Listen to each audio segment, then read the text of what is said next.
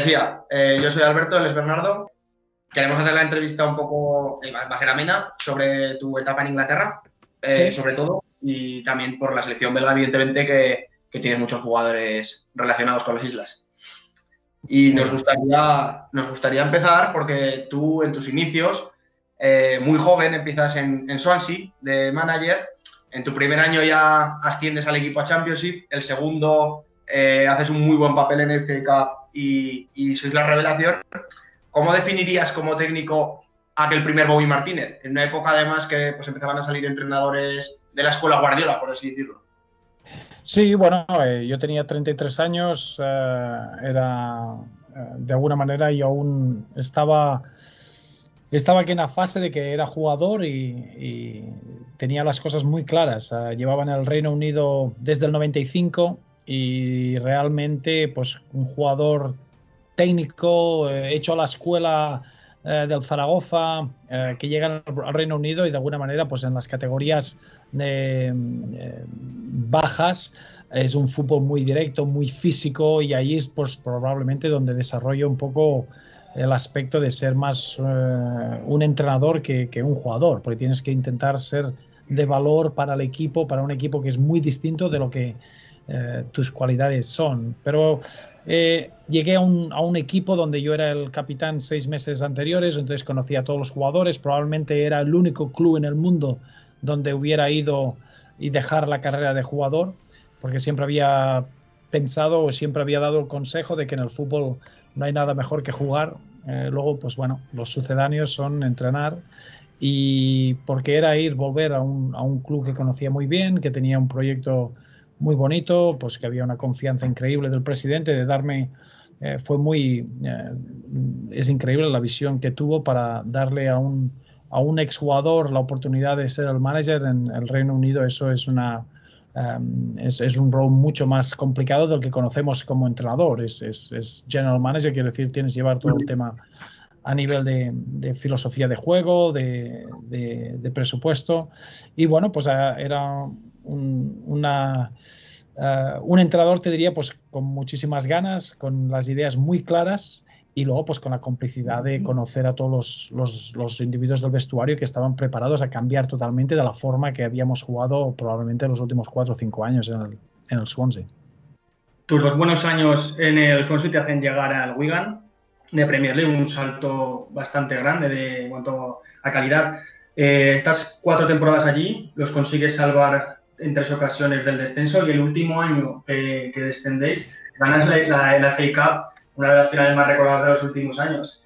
¿Cómo fue ese final tan agridulce, no? Sí, o sea, es un poquito, si quieres definir las emociones del fútbol, todas se vivieron en esa semana. Una semana donde ganas el primer y único gran título en la historia del Wigan y ganar la FA Cup contra los campeones de Inglaterra, que en aquel momento era Manchester City. Y creo que no pudimos ni celebrarlo porque tuvimos que preparar el partido contra Arsenal el martes y te juegas del descenso de una categoría pues contra un equipo que es de Champions League, que lleva 10 días sin jugar y realmente ahí es donde se consuma el descenso, pero fue todo una situación muy difícil porque la FA Cup Final se juega, es el último evento del calendario futbolístico normalmente, pero en aquella época pues había la final de Champions, que fue el Barcelona contra el United, y la final se tuvo que mover y aún quedaban 2 partidos de liga.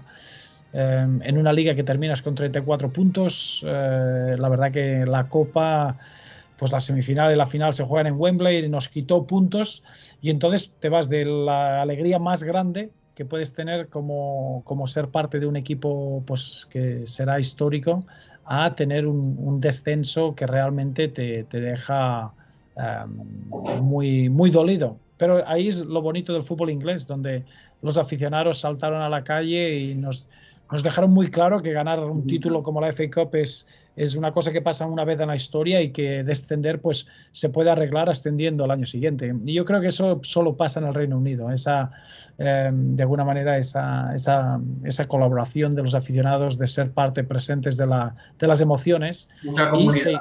Sí, y se hizo una celebración en el centro del pueblo de Wigan, que fue fantástica, histórica, y pues que de alguna manera te dejó celebrar un título como debía ser, porque fue un poco contrapensado lo que te tienes que volver después de ganar la final a Wembley, tienes que volver rápidamente para poder recuperar, porque 3 días después juegas en Londres otra vez.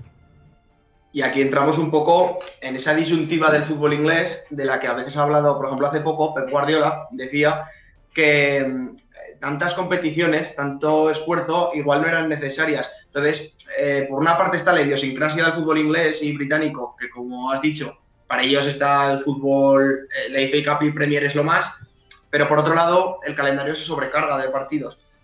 ¿Cree que ese esfuerzo, que ese sobreesfuerzo que tuvieron que hacer fue decisivo a la hora de no poder preparar ese partido en el Emirates como hubierais deseado, porque al final es donde descendéis justo 2 días después?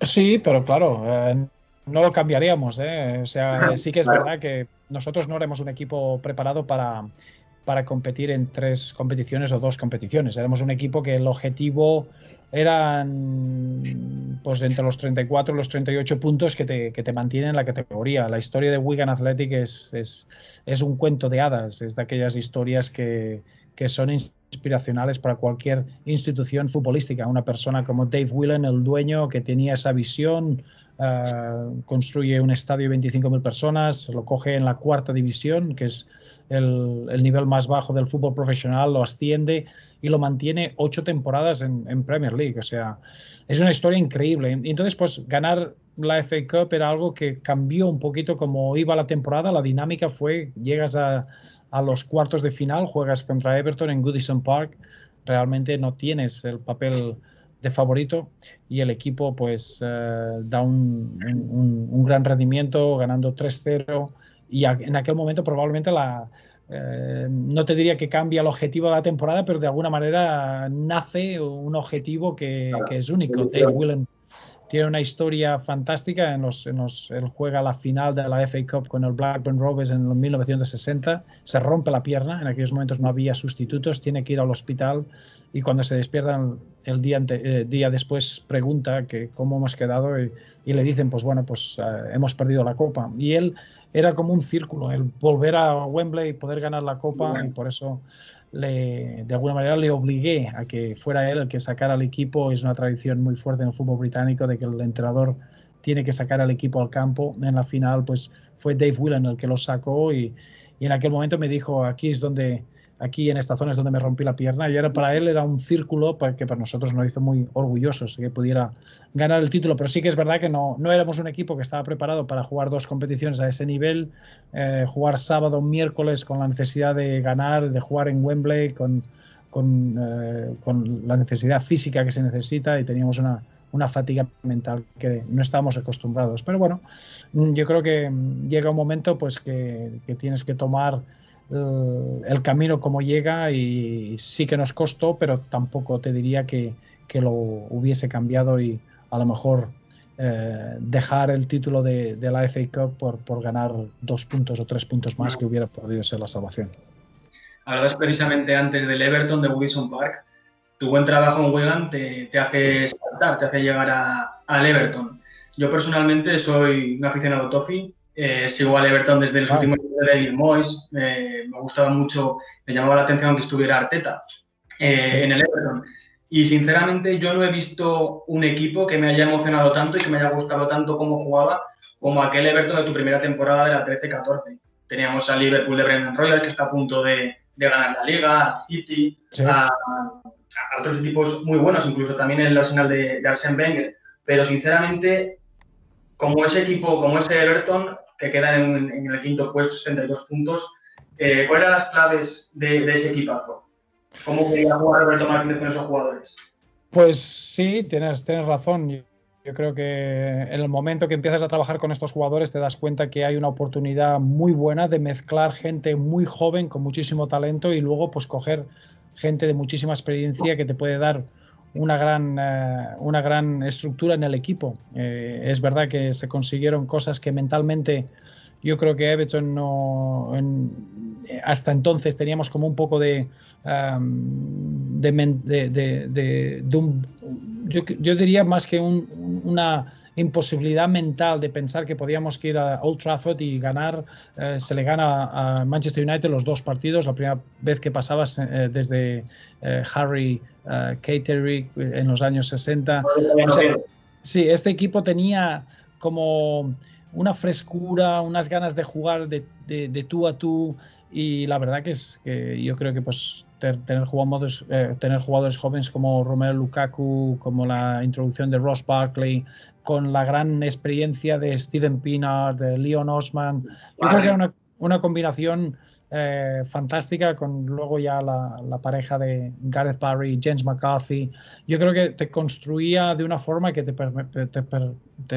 permitía tener, para mí, lo que fueron los dos laterales más efectivos de la liga, con Seamus Coleman y Leighton Baines. Entonces tienes una construcción, Tim Howard en un gran momento de forma, Sylvain Distin y Phil Jagielka, o sea, el equipo estaba muy bien organizado y la mentalidad era totalmente ganadora. Y yo creo que, me acuerdo que ganamos a Arsenal en casa 3-0, y en aquel momento estamos en posiciones de Champions. Y fue una lástima que perdimos esta lucha contra Arsenal, un poquito por la experiencia que tenía este equipo en meterse en Champions League, pero ese Everton merecía meterse en posiciones de Champions, y se ganaron 72 puntos que probablemente esta temporada hubieran sido posiciones de Champions, y aún siguen siendo ahora el récord de puntos de Everton en la historia. O sea, te da a conocer un poquito que fue un año que no era solo el tema técnico y táctico de los jugadores, era más de la mentalidad, esa frescura de decir, bueno, pues podemos jugar de tú a tú con cualquier equipo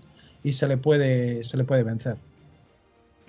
También hiciste en Everton, en Goodison Park, hiciste un trabajo muy importante con chicos de la academia, porque irrumpen, como has dicho, Ross Barkley, pero también, no en ese primer año, pero 1 o 2 años después, John Stones, que es posiblemente ahora uno de los centrales del momento en Inglaterra, sino un central que posiblemente va a ser titular en la Euro. ¿Cómo era esa academia del Everton y esos 2 alumnos aventajados que dieron ese salto cualitativo a Premier, que es muy exigente? Tan jóvenes. Sí, yo creo que la academia de Everton es para que la gente que no conoce un poquito el fútbol inglés de dentro, pues te puedes imaginar la rivalidad que hay en Liverpool de los 2 equipos, Everton y Liverpool. Y yo creo que en los últimos años Everton era el equipo que de alguna manera acoge el mejor talento local, y Liverpool es el que empieza a mirar un poquito más afuera, pues firmar jugadores como Sterling desde Londres y hacer un poco de... es otro tipo, un tipo distinto de alimentar al primer equipo. Everton es el equipo que de alguna manera afecta el talento local y tiene una gran disciplina y una formación de valores muy importantes a nivel futbolístico, pero a nivel humano. Y es ahí donde salen jugadores, pues has mencionado muy bien Ross Barkley. Yo creo que nosotros lo que hicimos es darle un rol importante en el primer equipo, pero Ross ya estaba desarrollado bien. Yo creo que hay jugadores como Mason Holgate, Tom Davies, Kieran Dowell, que en aquellos momentos pasaron los 2-3 últimos años de formación, que fueron muy buenos. Y luego la entrada de John Stones es un caso muy peculiar, porque John estaba en un equipo inglés que se llama Barnsley y jugaba de carrilero derecha. Y en aquel momento yo era entrenador del Wigan y estábamos buscando para un central. Y mi hombre de confianza, que siempre es el director de fichajes, pues me vino un día y me dijo: he encontrado el central que necesitamos para Wigan. Y dice: es John Stones. Digo: bueno, pues John juega de carrilero, y juega como sub-21 de carrilero. Dice: no, este chico es lo que necesitamos nosotros, como un jugador que puede tener la pausa con el balón y puede tener la gran capacidad de defender espacios muy abiertos 1 contra 1. Y entonces es ese diciembre, que es el diciembre de 2013, que intentamos firmarle, y estamos a un puntito de firmarle. Incluso sus agentes estaban en la oficina en el último día y deciden que se tienen que ir, y es ahí donde vemos por televisión que firma por el Everton. Entonces, claro, 6 meses después llegó a Everton y John Stones era el 5º lateral derecho de la primera plantilla. O sea, nunca ha jugado un partido, y la verdad que pues había 4 jugadores por delante de él.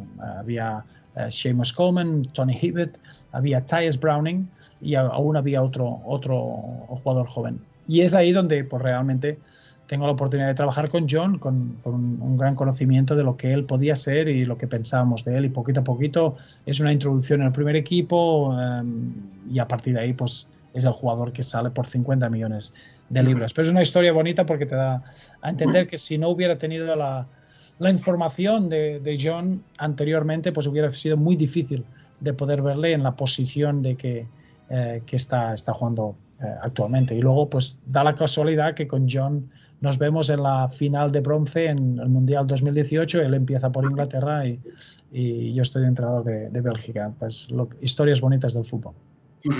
Precisamente hablábamos de jugadores jóvenes. Ahí está Lukaku, de los hombres estrella de aquel Everton, y un jugador con 20 años, muy joven. Te podías considerar casi su padre futbolístico, porque tú empezaste a moldear el jugador que tenemos hoy en día y hoy lo puedes dirigir en la selección. ¿Cómo era ese Romelu Lukaku tan joven y cómo ha evolucionado últimamente hasta la bestia que tenemos hoy en día? Bueno, tenemos que entender un poquito dónde empieza Romelu. Romelu con 16 años ya tenía el cuerpo que tiene ahora, entonces su evolución es de muchísimo poderío, muchísima fuerza, y a los 16 años ya está marcando goles en la liga belga por Anderlecht. Entonces a partir de ahí hay un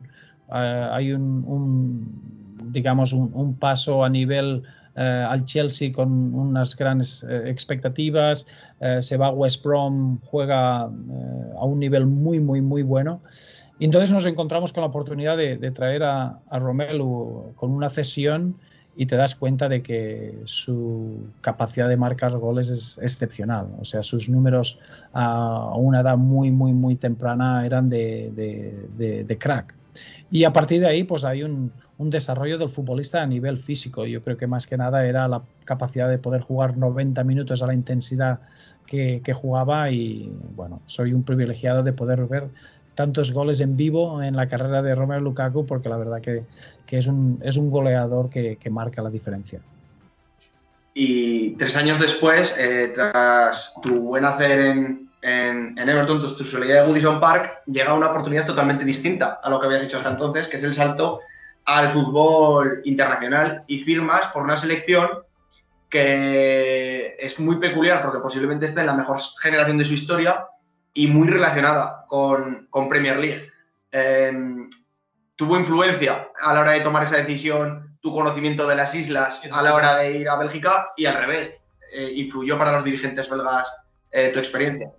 Sí, bueno, desde mi punto de vista yo no me imaginaba que hubiera dado ese paso a fútbol internacional tan joven.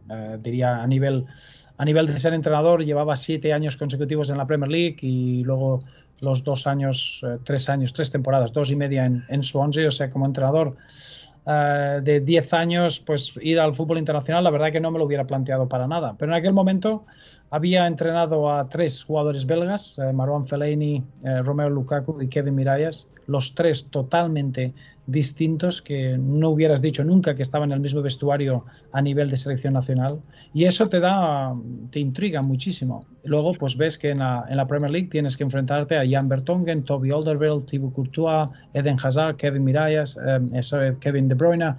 Y la verdad es que dices, esa generación es única, espectacular. Y yo, mucho de ello pues estaba totalmente sorprendido de que hubiera en un país de 11 millones de habitantes ese talento en una generación. Y el poder trabajar con ese grupo era algo que me apetecía muchísimo.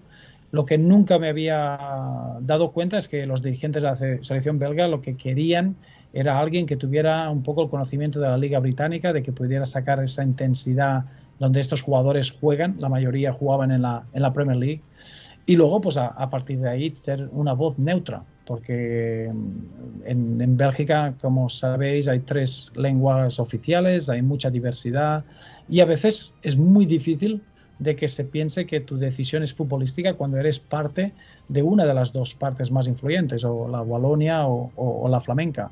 Y yo creo que como entrenador pues español, pero neutral, eso me ha dado mucha fuerza de que todas las decisiones, por lo difíciles que sean, son decisiones futbolísticas, que no vienen a una de las partes de la cultura belga. Y eso ha sido una gran ventaja y bueno, pues de ahí se demuestra que un proyecto que era de 2 años, clasificarse para el Mundial y jugar el Mundial, pues se ha transformado ya en 5 años y estamos ya a las puertas de la Eurocopa, tenemos la Final Four en Italia en octubre y pues bueno, la clasificación para Qatar 2022 ya la hemos empezado con 3 partidos.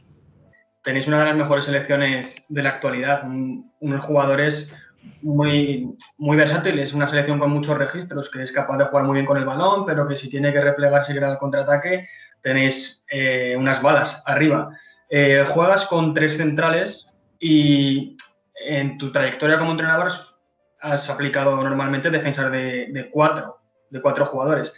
¿Por qué? Por hablar un poco de táctica también en esta entrevista. Claro. ¿Qué tiene de bueno estos 3 centrales? Porque siempre se ha tildado de ser un sistema muy, muy defensivo, son de 5, tal, con carrileros, pero ahora estamos viendo que Zidane lo está usando últimamente, que hay técnicos muy atrevidos como Guardiola, Koeman hoy en día, Conte. El caso de Yannick Carrasco, que el Cholo le está sacando rendimiento donde tú lo pusiste por primera vez, de carrilero zurdo, que era un jugador con otras características totalmente distintas a esas. ¿Por qué 3 centrales? Sí, no, yo creo, siempre como entrenador de club, a lo mejor he utilizado más la defensa de 4, pero los momentos más exitosos que tuvimos con Wigan, ganar la FA Cup fue con una defensa de 3 y es un sistema que tiene que tener relación muy directa con tus jugadores. O sea, yo no creo que haya un sistema que te dé ventaja, no creo que haya un sistema que te reafirme de la manera que puedes tener una ventaja táctica. Lo que sí que es verdad que mi primer partido con la selección belga, yo quise empezar desde donde estaba la selección y la selección jugaba un 4-2-3-1, jugamos contra España, que para nosotros fue una gran oportunidad para medirnos contra una de las mejores selecciones en el mundo. Y la verdad que el partido fue de una gran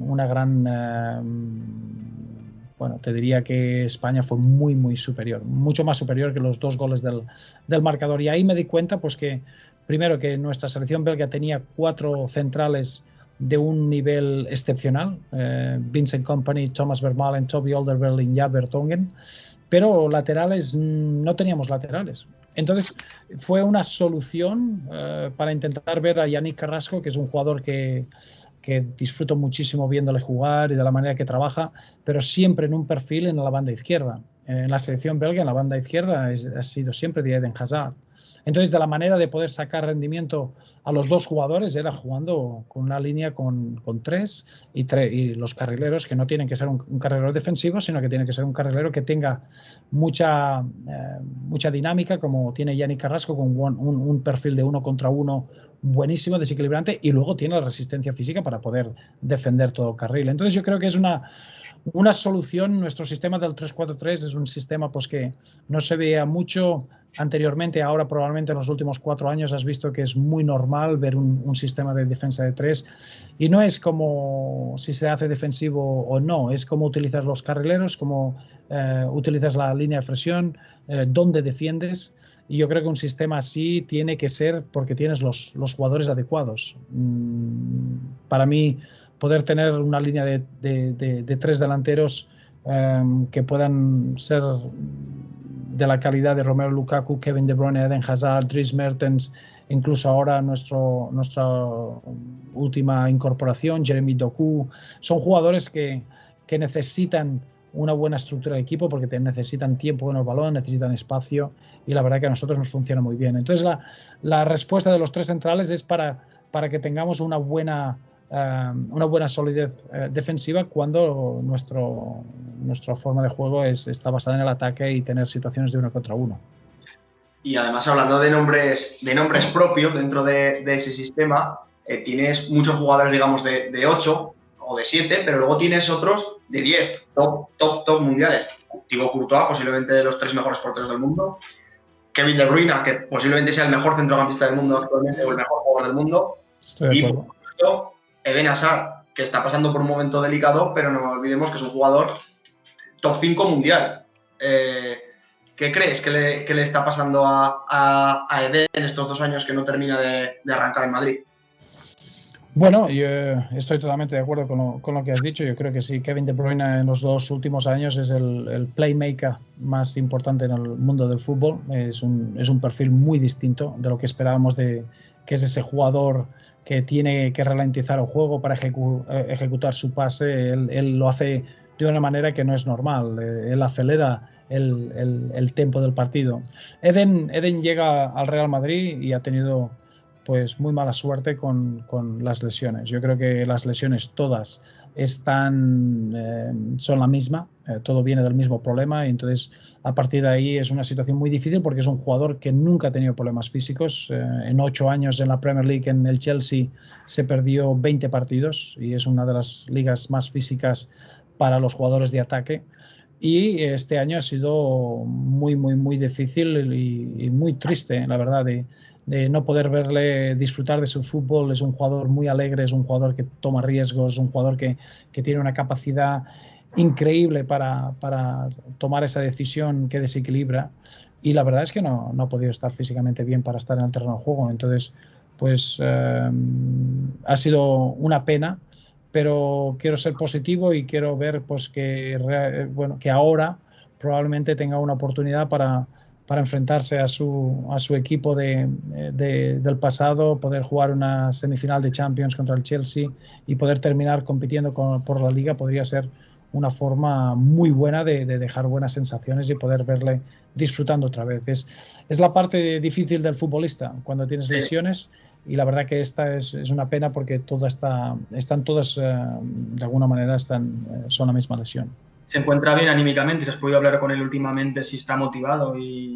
Sí, tuvimos la oportunidad de verle en el último parón internacional y estuvo muy bien, a nivel de sentirse con buenas sensaciones, de poder trabajar duro para prepararse bien, pero ya sabes que el futbolista nunca puede estar bien si no está en el terreno de juego, y en este sentido es bastante frustrante porque es un jugador que nunca ha estado en esta situación. Él viene desde el Mundial del 2018, la posibilidad del Real Madrid está ahí, parece que es el equipo que él siempre quería ser parte desde que era un niño, y del momento que ha llegado, pues la verdad que no ha podido disfrutar, y esto pues es difícil, aunque está en el mejor momento de su carrera y en el momento que está físicamente bien.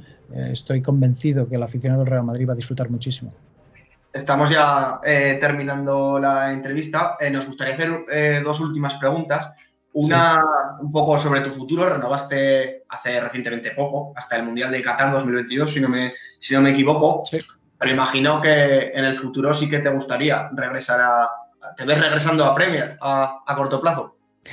No, bueno, a corto plazo nunca pienso en el corto plazo en el fútbol. Nunca he tenido esa forma de mirar mi carrera. La verdad que es el día a día, el estar con muy buena intensidad, pero sí que es verdad que lo que me gustaría es volver al trabajo de club. Es algo muy distinto, pero que para mí estar en esta situación de poder disfrutar de un mundial, de una Eurocopa, de estar con una generación que yo creo que ha dominado los últimos 15 años en el fútbol belga, pero estoy convencidísimo que va a dominar los próximos 25 años, porque vamos a ver muchísimos entrenadores de esta generación. Nos está dando la posibilidad de educar las generaciones jóvenes a través de lo que estos jugadores están consiguiendo y sus parámetros, y la verdad que estar en esta posición estoy disfrutando muchísimo, y la verdad que no estoy mirando más allá, pero sí que es verdad que algún día volveré al trabajo de club. Y ya por último, con este revuelo mediático que se ha montado en torno a la Superliga en estos 2 últimos días, nos gustaría saber tu opinión, porque sí que es verdad que Ceferín ha amenazado a los jugadores que disputen esta Superliga, que no podrán ir con las selecciones. ¿Cómo ves el futuro del fútbol? Si crees que esto va a cambiar todo el panorama futbolístico, ¿cuál es tu opinión? Yo creo que esto es la consecuencia de la dificultad de lo que el COVID ha traído, y la pandemia ha llevado, pues te diría que 16 meses de los más difíciles para el fútbol en general, a todos los niveles, desde que no vemos El fútbol de los niveles de sub-14 a los sub-18 se ha parado totalmente. El fútbol amateur ha sufrido muchísimo. El fútbol profesional, sin tener aficionados en las gradas, ha sufrido muchísimo. Yo creo pues que ahora esto es una consecuencia de todas las emociones que se han tenido que mantener. Y yo creo que esta es una gran oportunidad para sentarse, es una gran oportunidad para mirar lo que el fútbol necesita y es una gran oportunidad para mejorar lo que es el fútbol, no solo a nivel profesional, sino a nivel de desarrollo, a nivel de fútbol amateur, y no olvidarnos que el fútbol es una forma de vivir y no debería ser solo un negocio. Pero sí que es una gran oportunidad para tener FIFA, UEFA, todas las ligas y bueno, pues el nuevo concepto de la Superliga, sentarse en una mesa y de alguna manera entender lo que hay que hacer para que el fútbol salga más fuerte de estos últimos 16 meses que realmente han sido una tarea muy difícil. Y esperemos que la Eurocopa traiga un poquito de luz y felicidad y poder ver estadios medio llenos y ver, pues yo creo que será la competición internacional más importante en ese sentido que hemos tenido nunca. De hecho, para concluir con una última pregunta, ya volviendo a la selección belga y los objetivos, bronce en tu primer mundial, solo 4 derrotas desde que asumiste el cargo. ¿Te ves como uno de los favoritos, aunque no guste mucho esa palabra, para la próxima Eurocopa? Pero al final el fútbol es así y imagino que sabes que tienes una de las lecciones para por lo menos luchar por ganar. Pues sí, es curioso porque, claro, en el fútbol internacional tienes dos participaciones. Una es el periodo de torneo, o sea, el torneo es muy distinto de lo que tienes en las otras convocatorias. Y luego tienes los rankings mundiales que te dan un poquito la consistencia. En los últimos 3 años Bélgica ha estado número 1, que es para nosotros la consecuencia de esta gran generación y de alguna manera de la manera que ellos están implicados. Pero sí que es verdad que a nivel de torneo grande nosotros nos vemos que hemos crecido desde el Mundial, desde 2018. Yo creo que tenemos más jugadores,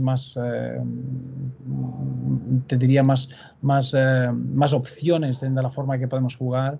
Pero sí que es verdad que esta Eurocopa es impredecible. No solo impredecible porque va a ser un año donde jugadores han jugado más de 60 y 70 partidos, la mayoría de jugadores van a estar por encima de los 4.000 minutos. Nos vamos a un periodo un poquito que no sabemos cómo vamos a poder reaccionar.